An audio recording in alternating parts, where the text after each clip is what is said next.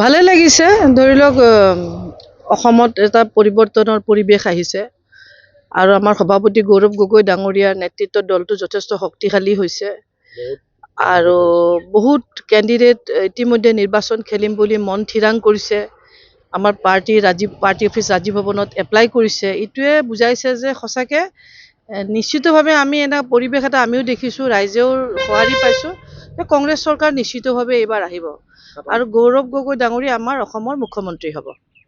মুখ্যমন্ত্ৰীগৰাকী আচলতে তাচ্ছিল্য কৰিছে ৰাজীৱ ভৱন এতিয়া যেন মছজিদলৈ পৰিগণিত হৈছে। এইটো সম্পূৰ্ণ মিছা কথা। এতিয়া তেওঁ যিটো দেখা পায় তেওঁৰ নিজা দৃষ্টিৰে তেওঁ এটা দেখা পায় আৰু অসমৰ ৰাইজে এটা বেলেগ দেখা পায় সেইকাৰণে তেওঁৰ দৃষ্টিভংগীত মই ভাবোঁ তেওঁৰ নিজা দৃষ্টিভংগী এটা বনাই লৈছে।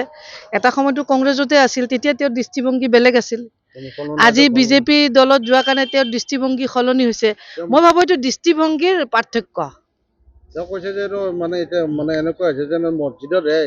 মইতো ক'লোৱে এইটো তেওঁৰহে বক্তব্য আৰু এইটো হৈছে দৃষ্টিভংগীৰ ডিফাৰেঞ্চ। তেওঁ যিটো আগত আছিল কংগ্ৰেছত থাকোঁতে এটা সময়ত কৈছিল গুজৰাটত যে গুজৰাটৰ পাইপেদি মুছলমানৰ তেজ যায় নহয় জানো। এতিয়া আজি তেওঁৰ দৃষ্টিভংগী বদলি গ'ল সেইকাৰণে তেওঁ সলাই থাকিব এইটো মানে আমি এতিয়া আগলৈ বা কি হয় সেইটোও নাজানো নহয় সেইকাৰণে সেইটোক আমি ভক্ষেপ নকৰোঁ।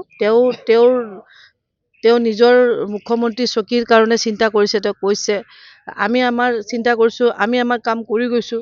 আমাৰ সভাপতি গৌৰৱ গগৈ ডাঙৰীয়াই কৈছে যে আমি ঘৰে ঘৰে যাব লাগে মানুহৰ লগত কানেকশ্যন কৰিব লাগে বিজেপিৰ বিফলতাবিলাক মানুহৰ আগত দাঙি ধৰিব লাগে সেই হিচাপে মই আজি আহিছোঁ।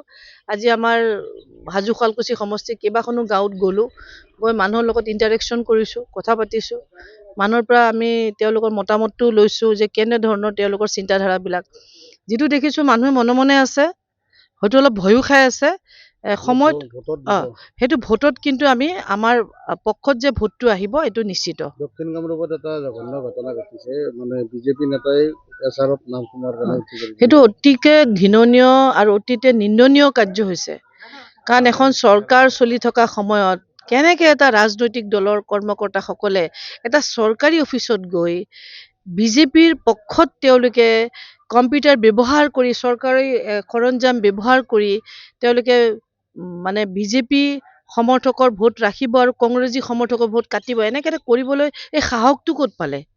নিশ্চিতভাৱে এনেকুৱা এটা পৰ্যায়ত গৈছে যে গণতন্ত্ৰৰ যেন একো এটা মূল্যই নাই যেন বিজেপি দলৰ গণতন্ত্ৰৰ প্ৰতি কোনো বিশ্বাসেই নাই আৰু এইটোও ঠিক যে তেওঁলোকে যিখিনি ঢোকঢাল বজাই আছে যে তেওঁলোকে বহুত কাম কৰিছে উন্নয়ন কৰিছে ৰাস্তা বনাইছে দলতে সেই কামবোৰৰ ওপৰতো তেওঁলোকৰ বিশ্বাস নাই সেইকাৰণে তেওঁলোকে এটা এনেকুৱা এটা পন্থা লৈছে যিটো পন্থা আচলতে ঘৃণনীয়।